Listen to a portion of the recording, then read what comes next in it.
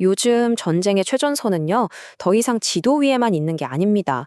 바로 우리 눈앞의 디지털 세상, 바로 여기죠.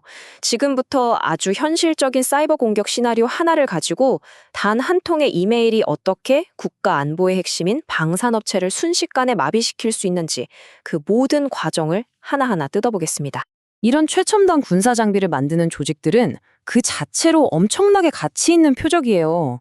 왜냐하면 이들이 가진 기술과 정보가 곧 국가 안보와 직결되니까요.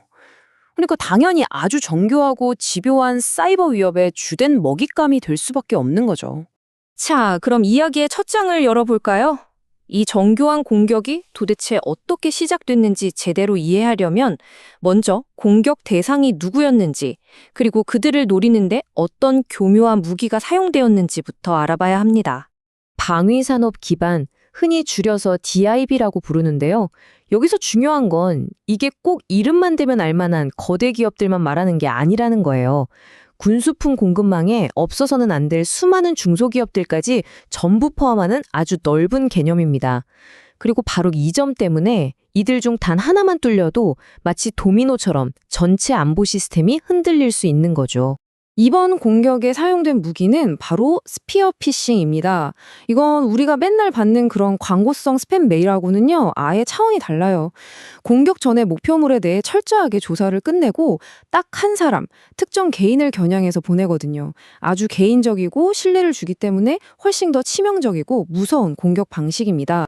앞으로 우리는 이 타임라인을 따라가 볼 겁니다. 자, 한번 보세요. 정말 사소해 보이는 이메일 하나가 어떻게 한 달이라는 시간 동안 서서히 번져나가서 결국 조직 전체를 마비시키는 재앙이 되었는지 그 과정을 지금부터 자세히 살펴보겠습니다. 자, 이제 공격이 시작된 11일 차로 시간을 거슬러 올라가 보겠습니다. 모든 문제의 시작, 모든 비극의 씨앗은 바로 이 설득력 넘치는 이메일 한 통, 단 하나의 실패 지점에서 비롯됐습니다. 이게 바로 그 문제의 피싱 이메일 내용입니다. 모든 직원, 필수 교육, 작성해야 합니다. 같은 단어들로 굉장히 긴급하고 거부할 수 없는 공식적인 업무 지시처럼 보이게 만들었죠. 결국 높은 시스템 접근 권한을 가지고 있던 직원이 깜짝 속아서 링크를 클릭하고 자신의 아이디와 비밀번호를 입력하고 맙니다. 바로 이 단 한 번의 클릭으로 말 그대로 성문이 활짝 열려버린 겁니다. 그리고 거의 2주 동안 공격자들은 뭘 했을까요? 아무도 눈치채지 못하게 아주 조용히 네트워크 내부를 돌아다니면서 시스템 구조를 파악하고 중요한 데이터가 어디에 저장되어 있는지 샅샅이 지도를 그리고 있었던 거죠. 이제 24일 차로 넘어가 보죠. 드디어 뭔가 이상한 낌새가 나타나기 시작합니다. 근데 이게 뭐 해킹당했다 같은 요란한 경고음이 아니었어요. 아주 미묘하고 사소한 성능 저하의 형태로 나타났습니다. 직원들은 그냥 오늘따라 왜 이렇게 컴퓨터가 느리지? 하고 생각했을 거예요. 근데 그 진짜 원인은 바로 공격자들이 회사 기밀 데이터를 외부로 몰래 빼돌리고 있었기 때문입니다. 마치 조용한 도둑처럼요. 이게 바로 공격의 데이터 유출 단계입니다. 그리고 마침내 공격의 클라이맥스, 운명의 31차입니다. 위협 행위자들이 이제 자신들의 마지막이자 가장 파괴적인 공격을 감행하는 바로 그 순간입니다. 상상해보세요. 갑자기 컴퓨터들이 멋대로 재부팅되고 다시 켜보니 내가 작업하던 주요 파일들이 흔적도 없이 사라져 있습니다. 통제, 비분류 정보, 고객 계약서, 연구개발 데이터까지. 그리고 마침내 모든 화면이 까맣게 변하더니 엔크립티드라는 단어 하나만 덩그러니 뜹니다. 암호화됐다는 거죠. 모든 업무가 완전히 멈춰버린 최악의 상황이 닥친 겁니다. 자, 공격은 끝났습니다. 이제부턴 방어가 아니라 이 재난을 어떻게 수습하고 복구할 것인가, 즉 사고 대응의 시간으로 넘어가게 됩니다. 바로 이 순간이 조직의 진짜 실력이 드러나는 때입니다. 평소에 잘 훈련된 사이버 사고 대응 계획, 즉 CIRP가 있느냐 없느냐에 따라서 피해 규모가 하늘과 땅 차이로 벌어지죠. 예를 들어 이 공격을 언제 심각 단계로 격상시킬 건지, 누가 내 외부의 상황을 알려야 하는지, 법적으로 신고해야 할 의무는 없는지 이런 질문들에 즉시 답할 수 있어야 합니다.